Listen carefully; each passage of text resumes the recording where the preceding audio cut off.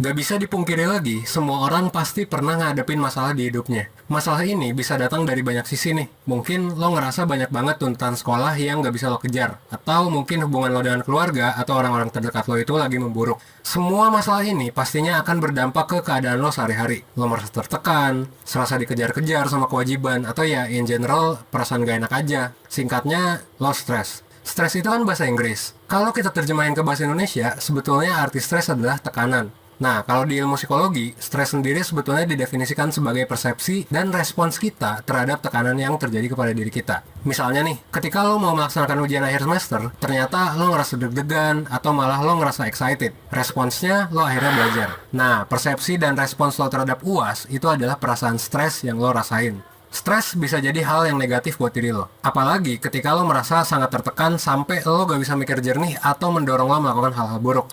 Kalau udah kayak gitu, berarti tingkat stres lo udah masuk ke taraf berlebihan. Nah, apakah bisa kita mengendalikan persepsi dan respons kita akan hal yang terjadi? Dengan kata lain, kita mengendalikan stres. Ya, bisa banget dong. Malah hal itu jadi penting banget karena lo akan berada dalam kondisi di mana hal satu-satunya yang bisa lo kontrol adalah respons lo. Terus, gimana sih caranya kita nge-handle stres? Jadi gini, dalam bahasa psikologi, cara kita nge-handle stres itu dinamakan sebagai coping stress. Coping stress adalah cara lo menangani stres yang lo alami dalam hidup. Biasanya sih setiap orang memiliki coping yang berbeda-beda setiap menghadapi masalah. Ada yang kalau stres langsung lapar dan pengen makan, ada yang kalau stres langsung pengen belanja di mall, ada juga yang kalau stres itu langsung X, Y, Z, dan banyak lagi. Pokoknya banyak banget lah intinya. Tapi di sini gue bakal bagi coping stress jadi dua tipe. Pertama adalah emotion focus, dan kedua adalah problem focus. Pertama, emotion focus coping. Nah, sesuai dengan namanya, ini adalah coping yang fokus pada penanganan emosi. Jadi ketika lo melakukan emotion focus coping, lo gak fokus menangani masalah yang buat lo stres, tapi lo fokus terlebih dahulu kepada penanganan emosi yang lo rasain. Secara umum, sebetulnya approach dari emotion focus ini sebetulnya kurang baik buat lo, karena masalahnya gak lo selesain. Gak selesai itu masalahnya. Dan secara long term bakalan bikin lo semakin stres. Karena lo gak menyelesaikan masalah utama dari stres yang lo alami. Tapi di sisi lain sebenarnya emotion focus ini tetap diperlukan. Kemungkinan akan ada waktu juga di mana problem focus coping ini gak akan bisa nyelesain masalah lo. Basically, karena emang masalah stresnya itu gak bisa diselesain. Contohnya, ketika orang terdekat lo meninggal, dan hal itu bikin lo stres. Yang kedua, problem focus coping. Kalau emotion focus itu fokus ke emosi, kalau problem focus ya fokus ke penanganan masalahnya. Jadi langsung tuh, lo straight to the point melakukan sesuatu untuk menyelesaikan permasalahan yang membuat lo stres. Kalau mendekati UAS lo stres, lo bakalan belajar untuk mengurangi stres lo. Lo gak akan tuh ngelakuin hal-hal lain, karena lo fokus pada masalahnya bukan pada emosi yang lo rasain. Nah, secara umum, problem fokus coping ini juga bagus, karena masalah yang lo alami itu jadi selesai. Alhasil, stres lo juga secara alami bakal berkurang dan gak bakal naik lagi. Berbeda dengan emotion focus coping yang terkesan lari dari masalah dan menyelesaikan emosinya terlebih dahulu. Gitu sih, kalau mau dibandingin, tentu problem fokus lebih baik dibandingkan emotion focus. Jangan sampai kita selalu lari dari masalah. Kalau lo udah terbiasa dengan emotion focus coping, mulai sekarang coba deh paksa diri lo untuk langsung menyelesaikan masalahnya. Bukan berarti emotion focus coping itu harus dihindari sepenuhnya ya. Nantinya sih lo harus latihan juga untuk menghadapi masalah lo. Karena kalau lo hindari terus, bisa jadi masalahnya gak akan selesai-selesai. Dan stres lo juga gak bakal selesai. Untuk awal-awal ya gak apa-apalah sekali dua kali emotion focus. Ingat aja untuk gak berlarut-larut ketika menghadapi masalah dan menangani stres. Selalu hadapi masalah dengan kuat ya. Kalau lo suka video ini, lo bisa klik profile channel ini dan lo bisa coba browsing-browsing aja di sana. Karena banyak video lainnya juga yang udah kita siapin buat lo. Di sana tim 1% udah ngebagi-bagi playlistnya berdasarkan segmen masing-masing. Mulai dari relationship sampai dengan personal finance dan banyak lagi topik-topik lainnya. Jangan lupa like, comment, share, dan subscribe channel ini, channel 1%. Lo juga bisa cek website 1% di 1%.net dan daftar member di link yang udah gue taruh di deskripsi. Gue berharap lo dapat banyak pelajaran dari channel ini biar lo semakin bijaksana. Seenggaknya 1% setiap harinya. Gue Evan dari 1%. Thanks.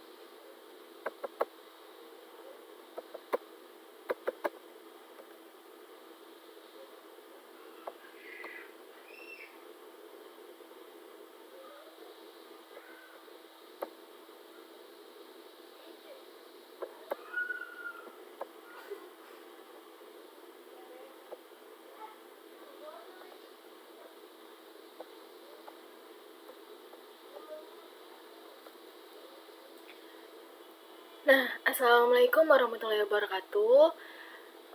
Kita kembali lagi setelah libur 1 minggu ini, kita masuk ke materi stres dan cara mengatasinya. Nah, sebelum kita masuk ke materi ini, tidak pernah lupa saya selalu mengingatkan agar absensi tidak pernah alfa dan tugas-tugas untuk selalu mengutamakan mana yang terlebih dahulu. Jangan sampai yang di semester ganjil terulang lagi di semester genap ini ya, Nah ya. Jadi tolong kerjasamanya. Terus kalau misalkan kalian mau naik kelas, tingkatkan cara belajar kalian kayak gimana. Jangan males-malesan lagi. Kita masuk ke materi. Stres dan cara mengatasinya kayak gimana sih, Bu? Setiap orang pasti merasakan yang namanya stres. Ada yang namanya depresi. Cara mengatasinya kayak gimana sih? Apa dampak-dampaknya gitu. Nah, di sini, sorry, tunggu sebentar. Kita masuk ke apresiasinya aja dulu. Nah,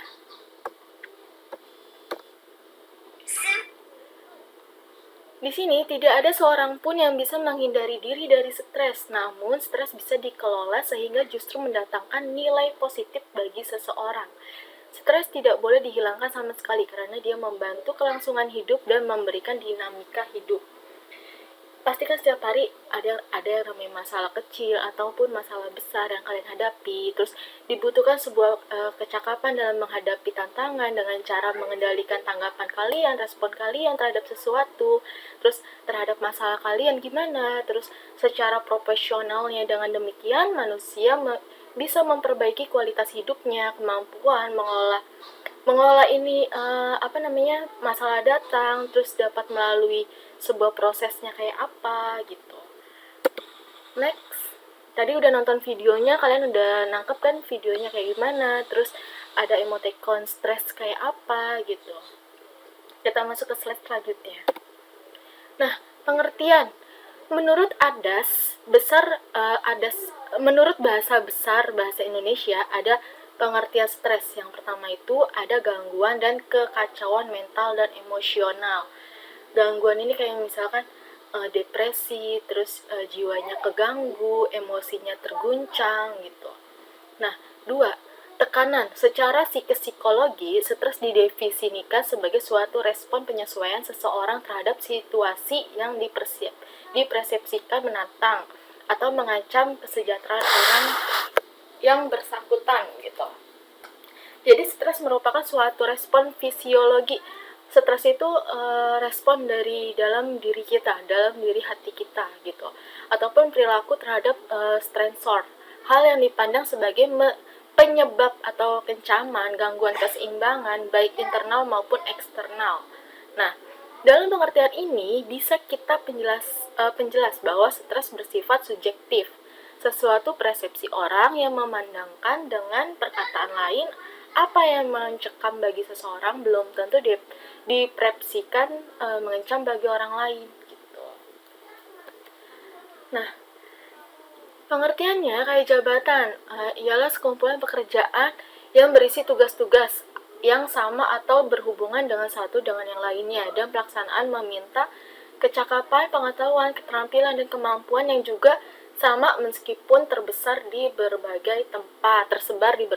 Kayak misalkan orang kerja pun orang kerja aja ada ada stresnya kan, ada tuntutan kerjanya. Begitupun dengan kalian yang masih sekolah, pasti kan ada tugas numpuk, stres, terus nggak ngerti, ya itu gitu.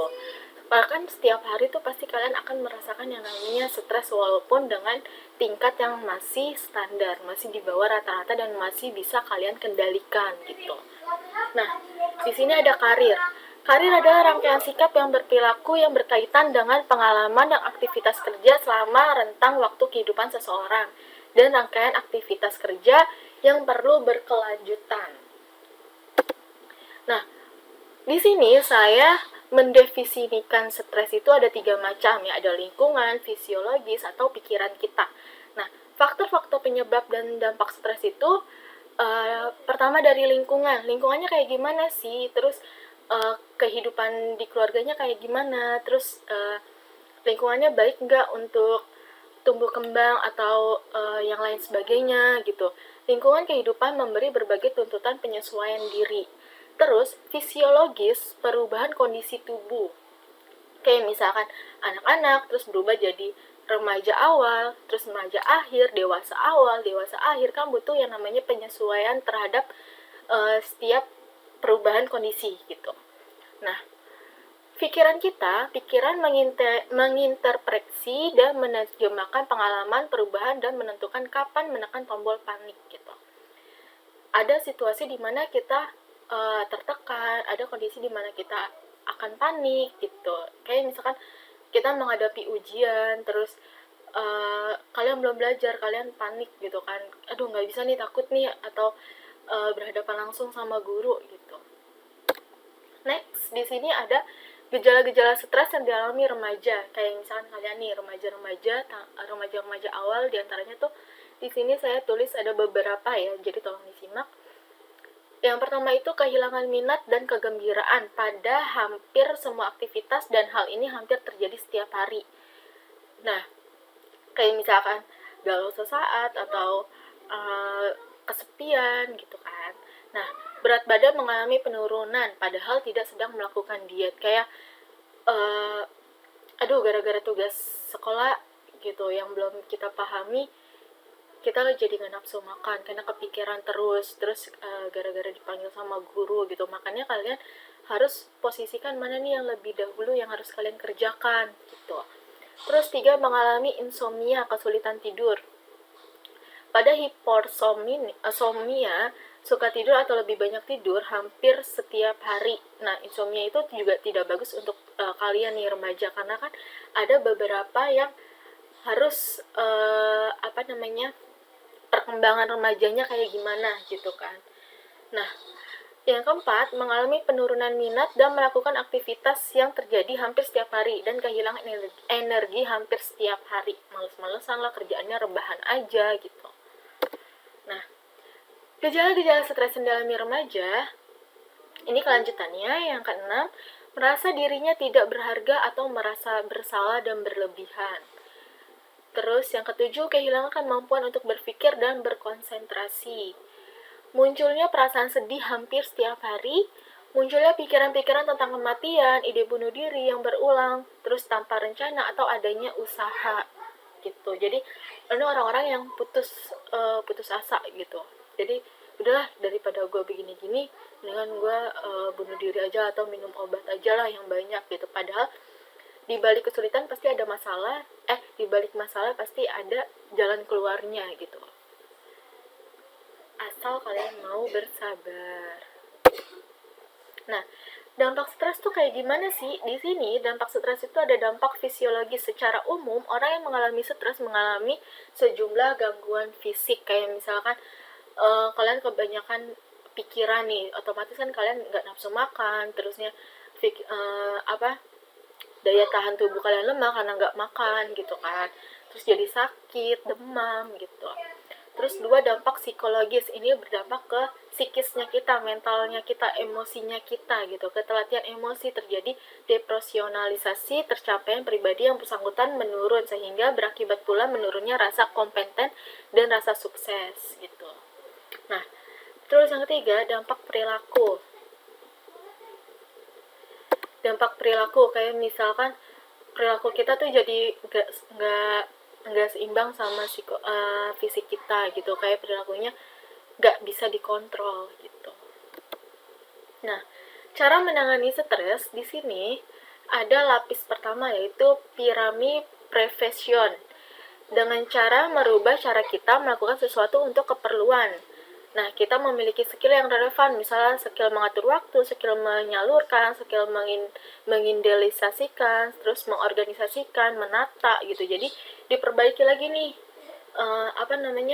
yang tadinya kita stres terus harus bangkit gitu, harus diperbaiki lagi, ditata lagi dengan baik. Terus lapis yang kedua, strateginya kita harus menyiapkan diri menghadapi stresor dengan cara extension, diet, atau reaksi istirahat. Kayak misalkan istirahat yang cukup, terus kalau misalkan mau diet ya silakan diet gitu.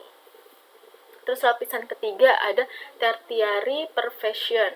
Strateginya kita menangani dampak stres yang terlanjur. Kalau diperlukan, meminta bantuan jaringan suportif kayak sosial network ataupun bantuan profesional. Kayak misalkan kalian butuh teman atau butuh pendengar gitu. Ya udah kalian cerita sama orang yang benar-benar kalian percaya atau kalian pergi ke orang yang ahlinya kayak psikologi gitu. Nah, menangani stres di sini ada stres kepanjangannya itu studi skill. Terus T-nya apa sih? Tempo atau time management atau mengatur waktu gitu. Menata waktu. Nah, R-nya rehat atau istirahat yang cukup tubuh kalian. Jangan ada yang namanya insomnia lagi, terus makannya terlambat, itu memicu kalian bisa stres gitu. Nah, acting appreciation, makan dan olahraga kebugaran, makan yang teratur, yang kesehatan gitu. Terus olahraganya juga walaupun cuma 15 menit 20 menit jalan sehat atau olahraga ringan juga kan bisa menghindari kalian dari kesetresan gitu. Selalu berpikir yang positif. Terus sleep, percakapan kalbu kayak pasti kan setiap orang ada yang namanya menghayal kan. Ya udah, tapi jangan terlalu berlebihan gitu. Terus social support, jaringan pendukung yang tadi kayak keluarga, teman, sahabat yang bisa kalian percaya gitu. Nah, cara mengatasi kecemasan biasanya itu biasakan diri dengan situasi ujian. Terus yang kedua, kendalikan emosi, pikiran, dan tindakan. Persiapkan fisik, terus mempelajari skill reaksi yang amat menolong segera. Kayak misalkan tarik nafas secara teratur.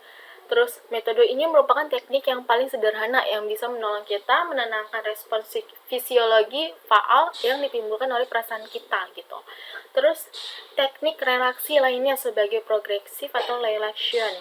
Nah, yang terakhir bermediasi atau berdoa supaya spiritual lainnya gitu, kayak berdoa lah, terus tarik nafas dari mulut, hembuskan dari hidung, terus sampai benar-benar kalian tuh relax gitu. Nah, sampai sini dulu kegiatan belajar kita, terus dicatat ya poin-poin pentingnya mana aja. Nanti semoga kalian semua dalam keadaan sehat walafiat dan kita bisa berjumpa lagi, ketemu di sekolah dengan situasi yang aman, yang sehat gitu. Terus jangan lupa absennya, jangan lupa tugas-tugasnya, kewajiban kalian, tanggung jawaban kalian, jangan sampai terulang lagi. Sampai sini dulu. Wassalamualaikum warahmatullahi wabarakatuh.